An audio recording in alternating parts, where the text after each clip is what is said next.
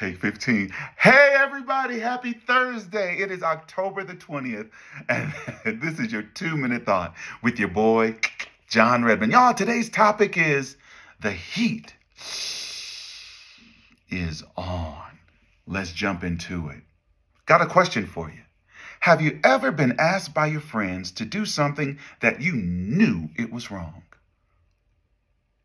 Hey, y'all, it's time for our daily gossip. Let's go talk about this person real quick. Let's go taunt them. Or let's go bully them over there. Looks like their smile is too big today. Let's go give them a bad day real quick. Let's go steal their shoes. Take their lunch money. Hide the backpack. Or let's bring it home. How about being told by your parents to participate in something that you knew was illegal and against the law? Go smuggle that real quick. Make some dollars from your friends at school. Go and give that dude what he wants. You got the body. Go ahead. We need to eat this week. Do what you need to do. Shut up and go do it. Let's take it to the workplace. What about your employer requiring you to engage in something that was unethical? How do you feel? You're nervous. You're scared. You're shaking, you're sweating because the heat is on. You don't want to stand up and speak against it because everyone else is conforming. They're okay with it. They're doing it. You don't want to be reprimanded. You don't want to be taunted. Even worse, you don't want to be fired. What do? The heat is on. Let me encourage you. Turn to Daniel chapter 3. Let me tell you a story. In Daniel chapter 3, there is this king by the name of Nebuchadnezzar. And he made an image of gold. And he made a declaration along with that image that every nation, every tongue, every kindred, every people, when they heard music played, they were required to bow down and worship this image. And if they didn't worship this image, they would be thrown into the fire. The heat is on. So what happened? The music sounded. It was the sound of a horn, a flute, a zither, a lyre, a harp, a pipe, and all kinds of music began to play. And all the people from every nation, tongue, kindred, people bowed down and worshiped this idol of gold, this image of gold made with man's hands. All worshiped except 3. Shadrach, Meshach, and Abednego. And the king got word that these 3, when everybody else is bowing, they stood erect and unapologetic. Word got back to the king. Starting with verse 9, some astrologers came forward and denounced them and ran back to the king and said, "Hey, king, may you live forever. Your majesty, you know that you've issued this decree that everyone who hears the sound of the horn, the flute, the zither, the lyre, the harp, the pipe, and all kinds of music must fall down and worship the image of the gold, right? And whosoever does not fall down and worship will be thrown into a blazing fire furnace, right? But there are some Jews whom you have set over the affairs of the province of Babylon. Shadrach, Meshach, and Abednego. These brothers work for the king. But, king, these brothers don't listen to anything you have to say. They are ignoring you. They pay no attention to your declaration. They neither serve your gods nor worship the image of gold you have set up. The Bible says in verse 13 The king was furious.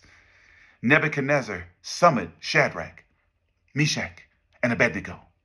And the Bible says, so these men were brought before the king, and Nebuchadnezzar said to them, is it true, Shadrach, Meshach, and Abednego, that you do not serve my gods, nor worship the image of gold that I, with my own hands, have set up? Now, I'm going to give you a second chance. When you hear the sound of the horn, the flute, the zither, the lyre, the harp, the pipe, and all kinds of music, if you are ready to fall down and worship the image that I made, very good for you. But if you do not worship, you will be thrown immediately into a blazing furnace. Then what God will be able to rescue you from my hand? Oh, the heat is on. Verse 16 says, Shadrach, Meshach, and Abednego, they opened up their mouth and they replied to him. They said, King Nebuchadnezzar, King James Version says this, we are not careful to answer thee. But look what the other versions say in regard to this, their statement. They said, we do not need to defend ourselves before you in this matter. Or, I like the other versions that say, we have no need to answer you in this matter. Now, wait a minute. This is the king they're talking to, or think about the president of your territory that you're talking to.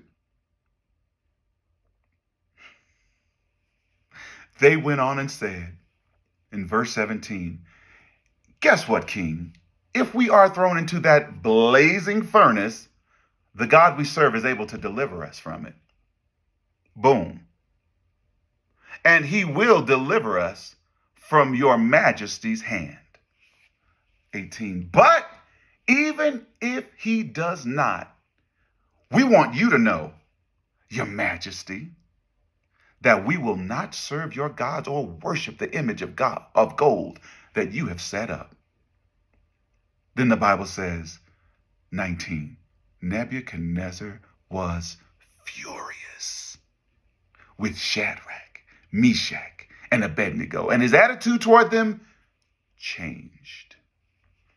He ordered the furnace heated 7 times hotter than usual and commanded some of the strongest soldiers in his army to tie up Shadrach, don't get me excited, to tie up Shadrach, Meshach, and Abednego and throw them into the blazing furnace.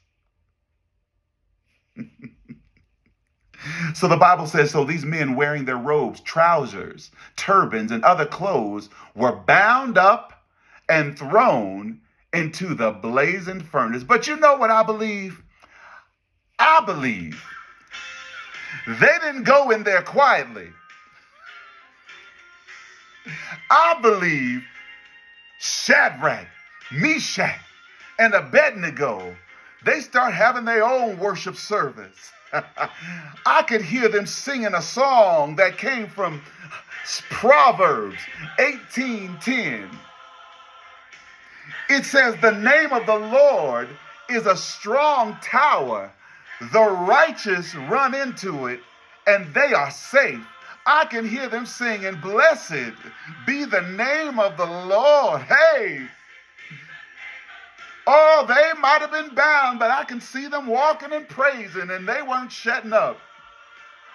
They were going on getting their praise on together. They were having their praise session. Hey, while going into the fire. The name of the Lord is a strong tower that the righteous run into, and they are safe. Hey! Into the fire we go. But we going with praise. We going with worship. We'll let y'all worship y'all's God out there made of gold.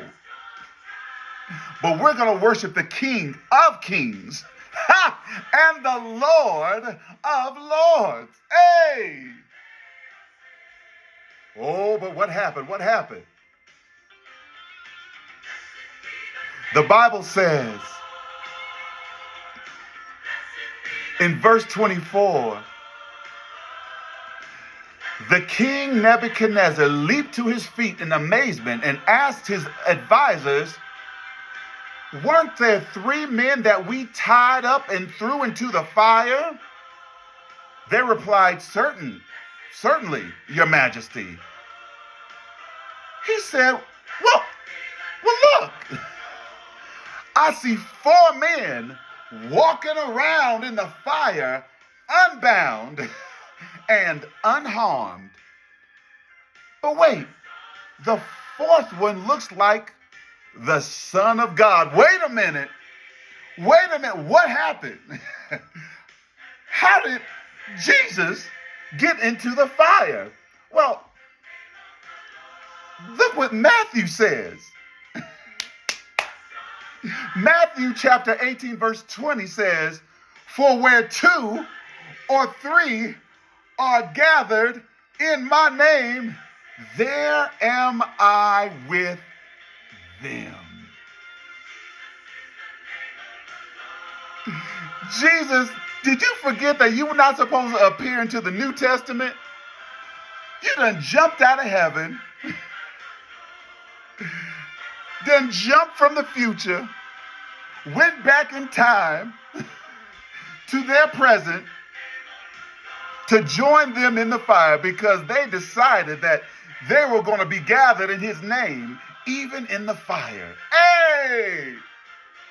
Jesus showed up in the Old Testament and totally forgot he was supposed to be just appearing incarnate in the New. What am I telling you? Baby, when the heat is on, get to your knees. Get to your worship stance. Open up your mouth and start magnifying and praising and glorifying the name of the Lord, which is a strong tower that you can run into even today and be safe. And guess what you're going to do? You're going to wind up doing what? Walking in the fire. When the heat is turned up, turn up your praise.